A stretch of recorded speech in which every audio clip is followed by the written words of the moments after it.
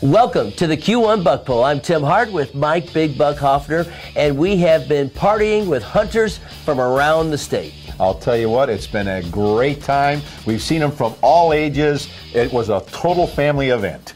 On today's show, we're going to feature a number of hunters, including Mason Baldrige. He is a 7-year-old who his grandpa helped him take a buck. Yeah, I'll tell you what, I mean, it makes you feel that the future of hunting is going to be in great shape because of what the grandparents, the parents do to get their kids involved. And I'll tell you what, he was fired up. Besides the stories from the parties, we're also going to be featuring various bucks. That's Big Buck Hoffner's deal. He's always going to show some of the big bucks from around the state. We also are going to head off to the Soaring Eagle pressure cooker chili with Jeff Russell. It sounds yummy to me. Well, I will tell you this. It doesn't look like chili, but it's awesome. Red it tastes sauce? like no red sauce. It's almost all venison with some vegetables and a variety of things. It's just excellent. Well, chili, the one thing about chili, it's always got a little spice to it, so it must have been a little hot. It had a little hotness to it, I will tell you that. So that we're going to talk about some of the other prize parties here. So we've got bucks, we've got stories, and we're going to talk prizes today on the Q1 Buck Poll.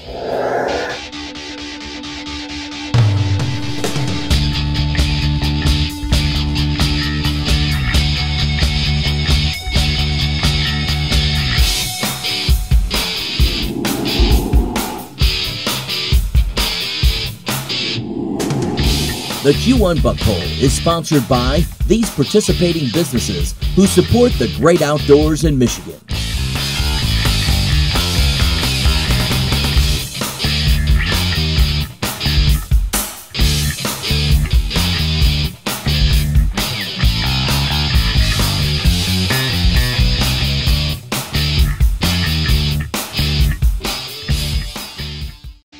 Back here on the Q1 Buck Poll, Tim Hart, Mike Big Buck Hoffner. Well, we had some great stories from the Coldwater party. And you know, Mike, we had some youngsters come up and talk about how they went out in the woods with Grandpa and they went out in the woods with Dad. And, you know, it's always fun to hear those type of things. You know, they're so sweet, they're so innocent, and they always tell the truth. Exactly right. And I pulled the trigger and boom, it went right down. Yeah, well, and speaking of the truth, Tim, let's talk about the truth of some of the big bucks that were entered in the competition this year.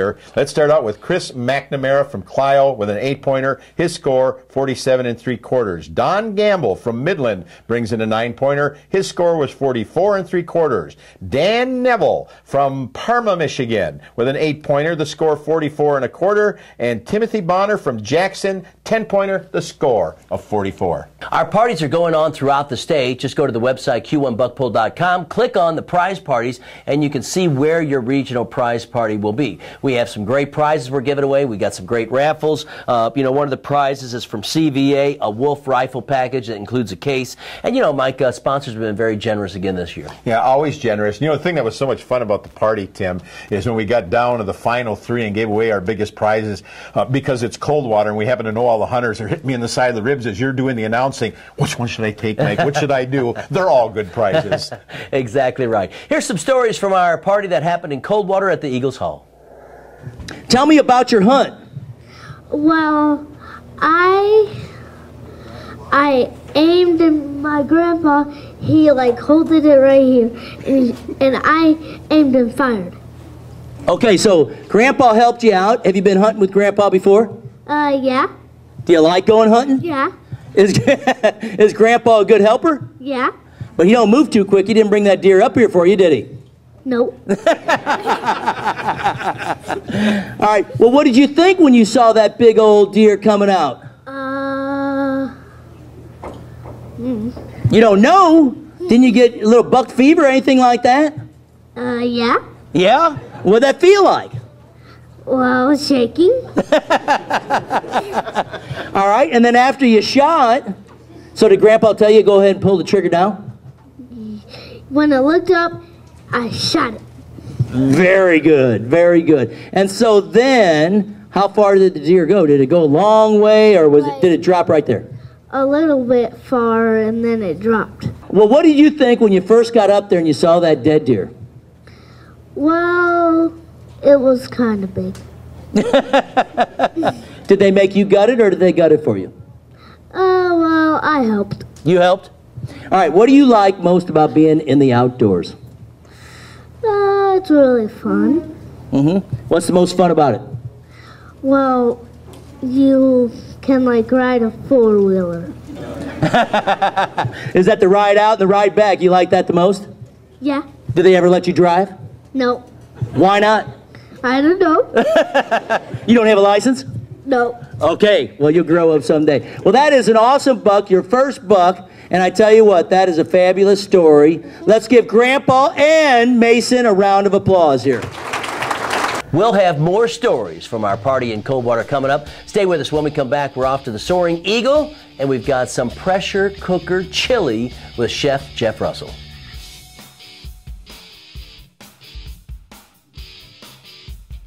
Time now for our sponsor spotlight. We're at Camel Creek Hydrographics in Brighton. Kevin Target is with us. Kevin. Hey, Tim.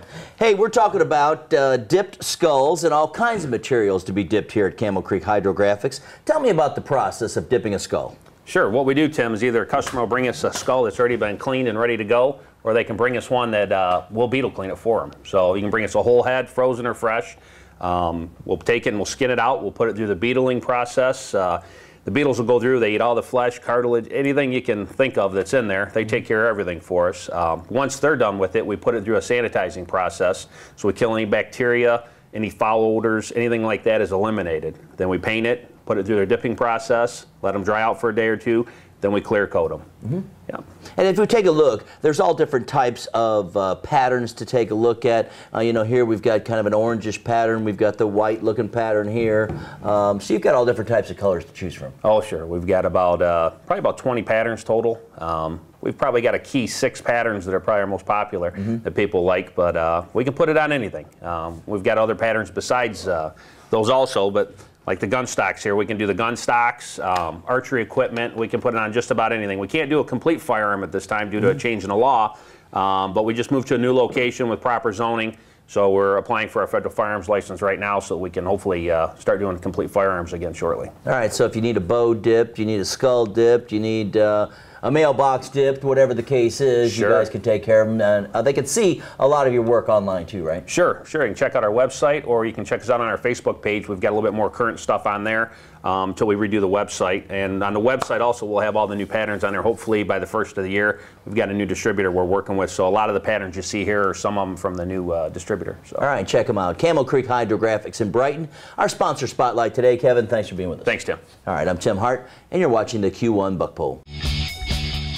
We have some great recipes on the Q1 Buck Poll. You can go online at q1buckpoll.com and check out the recipes. Today, we're going to cook up some pressure cooker chili with Chef Jeff Russell from the Soaring Eagle. But before that, Big Buck has big bucks. Well, Tim, here we go.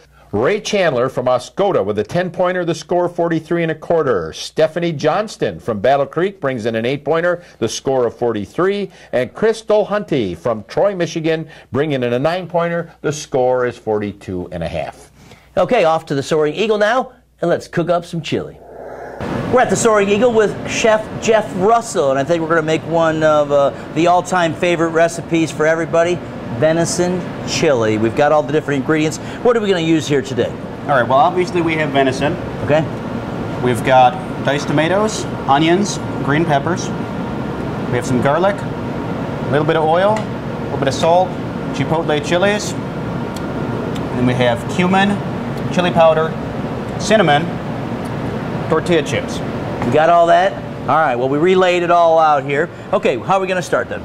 Okay, the first thing you're going to want to do, take your oil and your salt, toss it into your venison. Yeah, that worked. And then just really quick, mix that up. It's okay, you're going to make a mess. It's a kitchen. We have soap. And you know what? A good chef makes a mess because you're putting it all together like this, right? Oh, yeah. All right. Adds flavor. Now, a lot of people will have you do, heat the oil up in the pan and then sear it off in there. This is way easier. It's already on there. Okay, so the oil's all on the Oil's all good to venison? go. Okay. Let that sit. You're going to want to let this come up to at least room temperature. Okay. Because otherwise, well, it just doesn't cook as fast. All right. And the whole point of this is to get chili as fast as possible while still making it delicious. Yeah. Okay? Everybody likes that, but... All right, Ray. All right. All right. So what we just did is Chef Russell here put on some gloves because he's dealing with some peppers, and you say that you do not want that on your hands or rub it in your eyes or anywhere on your body on because your hands ouch! is fine unless you've got an open cut, then it's going to really hurt. Don't get it in your eyes. You will be so sad. It really hurts. So put the gloves on. Yep. Or be sure to wash your hands after you do this. All right. You're going to want 2 of these. These are chipotle peppers. It's a smoke-dried jalapeno. And usually when you buy them, they'll be packed in adobo sauce, which is pretty much just vinegar and paprika and oregano and a bunch of other stuff depending on who made it. Okay. It's good stuff. And you can get that at any store, is that right? Or you gotta Oh go to a yeah, they've specialist got store? these at pretty much any supermarket. Okay. All right, what you want to do is you just want to chop these up real good. They break down when you cook them, but the more you chop them up, the happier you're going to be later, because then you don't find a big pocket of pepper and, yeah. That'd be a little startling at times, wouldn't it? I would be surprised, yeah. All right, what's that take? So, instead of a regular pot today, I'm going to be using a pressure cooker. Your grandmother might have had one of these. You hear horror stories, these things explode, whatever. The new ones, they do not. If you've ever fried a turkey, this is way safer than that. Okay, Chef, we're going to the stove, right? Yep. Pull the top off of that, however yours is designed. Want it on about medium-high heat. Now, when the lid's not on it, it acts just like a regular pot. Gonna want to bring this up. And what we're gonna do is we're gonna brown this venison here in small batches. This is the most important step of working with anything made out of meat. If you don't get it brown, you don't get all the flavor you can possibly get. The more brown and crispy, the more delicious. Okay, this is going to be the step that takes the most time out of this entire process of actual work. The rest of it's just waiting. You don't want to overcrowd your pan because what happens, all the water comes out of it and then you've got it sitting in juice, and then instead of searing it, you're just boiling it. Boiled meat is not delicious. All right, see how we have all these little brown crispy bits at the bottom here? These are full of flavor and goodness. All right, we'll get later on the process, we're actually going to pull these off the bottom of the pan with the beer. The pot is empty except for the delicious crispy bits. So I'm going to throw in my tomatoes, onions,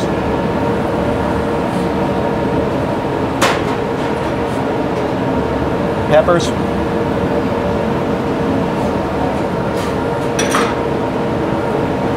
and the garlic, and just cook them down a bit. Next step up, we're going to hit this with a beer. Dump that whole thing in there. Oh, there goes the whole bottle. Whole bottle. Now, will that cook down then, obviously? This is actually going to be most of the liquid for the chili.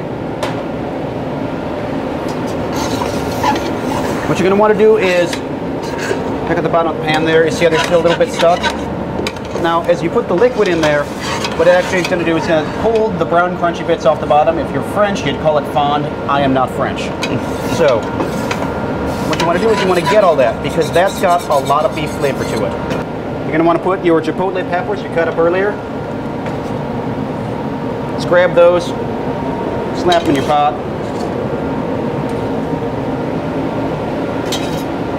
Now, your chipotles are also going to come with some of this adobo sauce. It's got a lot of flavor to it. It is pretty hot, but I personally feel there's no sense wasting it, so put a little bit in. Don't put all of it in unless you really, really like spicy stuff. You will regret it. And then we're going to put the venison in. We're going to put in our cumin. You also want to throw in tortilla chips. This is about an ounce. These are the ones that we make here. Okay. You could also use little yellow corn ones. If you really, really wanted to, you could use nacho cheese flavored. I've tried it. It's not bad. You dump that in. And what those are going to do is they're going to break down and help thicken this. All right, and now the key to the whole deal, is that right? Well, I mean, you can do this without it, but I think this is the part that makes it good. Pressure cooker. This is going to be on the stove for about 25 minutes. It's going to taste like it's been there for about 2 hours. All right. Let's pull this thing off the stove here. Get her opened up. You see that? All right. Check it out. You can smell all kinds of flavors coming out of here. All right. Well, let's put it in the bowl. Let's try it out. All right. So, you want to check this out? Now you notice this doesn't have any beans in it. If you wanted beans, you could put beans. It's fine.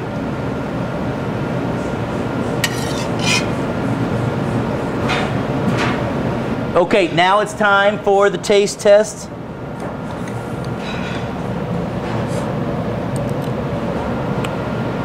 Wow. You can tell a lot of little flavors. Got a little bite to it. Oh yeah. Very nice. If it's not spicy, it's not chili. Right. And again, you got to take a little time cooking the meat. That's what takes the longest. Yeah. But the meat is really tender, I will tell you that. Yeah, and like I said, that only took 25 minutes. You don't have to cook it down for 3 hours. All right. Hey, thanks for the recipe today. All right. Sous chef with us here, Jeff Russell, and it is a delicious venison chili. The recipe will be online at the Q1 Buck Bowl. I'm Tim Hart. Go to the website today and check it out. As I talked about earlier, we have been partying all over the state with hunters and hearing their stories. And you know, Mike, we've got some very touching stories coming up. We've got Greg Harrell. We also have Cameron and Kelsey Silken today, plus some other stories here. But before that, we've got some bucks. Let's rock and roll with Terry Green from St. Joseph County with a 9-pointer, the score 42 1/4. Michael Mortensen from Big Rapids brings in an 8-pointer, the score of 42. And Trenton Heemstra from Otsego brings in the 8-pointer, the score is 42. Our first story comes from Greg Harrell, and a former teacher over in Quincy. But I will tell you this, he had to ask for a little higher help to have success this year. Well, the gods and his friends shined upon him because he needed a little luck to go along with it. I got up in my stand, and of course before daylight, and I had a little bit of time to think about some things. And we had a buddy that was a good friend of ours from Three Rivers, Roy Mazeski, that passed away, massive heart attack before hunting season. And we always got together, deer camp, and spent some time together. So he was on my mind, and I was thinking about him and really missing him. So I don't know, maybe I was half asleep, or maybe I was just thinking in my mind, you know, hey Roy, you know, I miss you, buddy, and wish you were here. I said, hey, if I get a buck today, it's in memory of you. And so I call this Roy's rack because sure enough, this was actually the second deer that came in. I had a bigger one, about twice that size, come in, about 60 yards. Came in from one direction, stood there. I shot twice. I don't know why, but I missed him. And one thing I didn't tell anybody is the first shot I missed, and I'm pretty sure I missed, so I was getting ready to rack another shell in my gun and realized that I had the shell in backwards. Not a good way to shoot. No, for the second shot. So I was fiddling around with my gun trying to get the shell out and get it dislodged and turn it around. So I finally got that in, and the deer still stood there. And then I was getting ready to shoot him again, and he kind of walked a few yards, and so I waited until he got to another opening. Shot again, missed him. Well, he walked off, and I thought, I'm pretty sure I missed him.